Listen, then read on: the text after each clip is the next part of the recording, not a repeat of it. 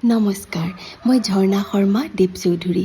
আজি আপোনালোকৰ সন্মুখত পাঠ কৰিবলৈ লৈছোঁ প্ৰসিদ্ধ লেখিকা মৌচুমী বড়িৰ এখনি জনপ্ৰিয় উপন্যাস মনৰ নিজানতৰ ৩য় খণ্ড।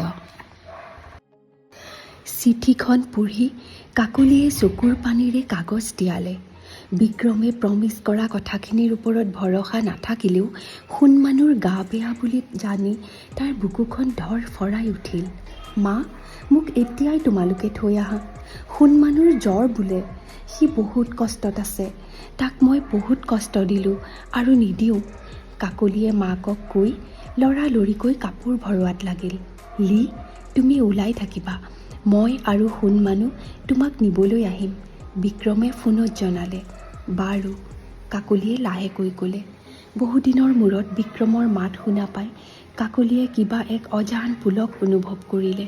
যিজনৰ ওপৰত প্ৰচণ্ড খং আৰু অভিমান কৰি কাকলি ৰাজনন্দিনীয়ে ঘৰ এৰি গুচি আহিছিল, অথচ সেইজনৰ এষাৰ মাতেই আজি তাইক বিহ্বল কৰি তুলিছে।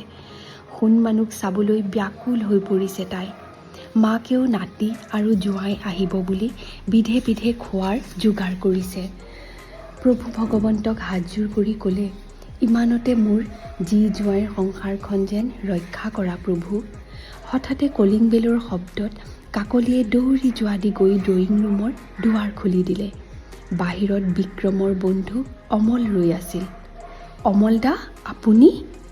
আহক, কাকলিয়ে ভিতৰলৈ মাতিলে। নাই নাই, ভিতৰলৈ নাযাওঁ। বিক্ৰম গেটৰ মুখত ৰৈ আছে তোমাক নিবলৈ। তোমাক ওলাই আহিবলৈ কৈছে, অমলে ক'লে। অমলৰ কথাত কাকলি চিন্তাম্বিত হৈ পৰিল। তাই বিক্ৰমলৈ ফোন লগালে। বিক্ৰমে নম্ৰতা আৰু মৰম মিহলি মাতেৰে ক'লে, লি, আমি তোমালোকৰ ঘৰৰ গেটৰ মুখত ৰৈ আছোঁ, তুমি ওলাই আহা। ঘৰত নোসোমোৱা নেকি?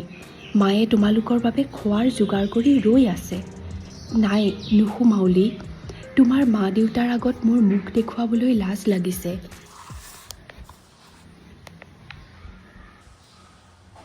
মই যাব নোৱাৰোঁ লি, তুমি ওলাই আহা, মোৰ কথা বুজা, বিক্ৰমে কৈ উঠিল। মা, বিক্ৰম ভিতৰলৈ নাহে। তোমালোকৰ আগত মুখ দেখুৱাবলৈ হেনো লাজ লাগিছে তেওঁৰ, কাকলিয়ে মাকক ক'লে। তাক ময়ে লৈ আহিছোঁ ৰবি, মাকে কৈ উঠিল। কিন্তু হঠাতে কাকলিয়ে মাকক বাধা দি উঠিল। মা, থাকক দিয়া। তোমাৰ জোঁৱাই কেনেকুৱা তুমি জানাই নহয়। কৰিম বুলিলে কৰিব, নকৰোঁ বুলিলে নকৰে। আকৌ বা এই কথাটোলৈ কি পৰিস্থিতিৰ সৃষ্টি কৰে কোনে জানে। কিন্তু মই অতবোৰ যোগাৰ কৰিলোঁ, খাব কোনে এতিয়া, মাকে কৈ উঠিল। ভাইটিক মই কৈ দিছোঁ ৰ'বা, তাৰ লগৰীয়াকেইটাক ইয়াতে ৰাতিৰ ভাতসাঁজ খাই যাবলৈ ক'বা। কাকলিৰ কথাত মাক মনে মনে থাকিল।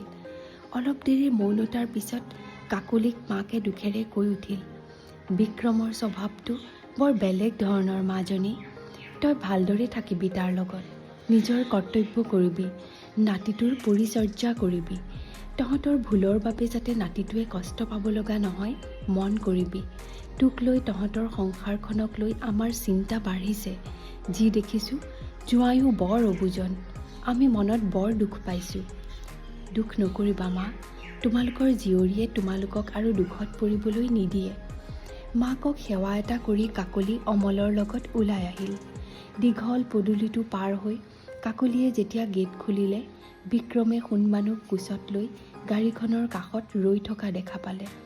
তাই আগবাঢ়ি গৈ সোণমানুক কোচত ল'লে।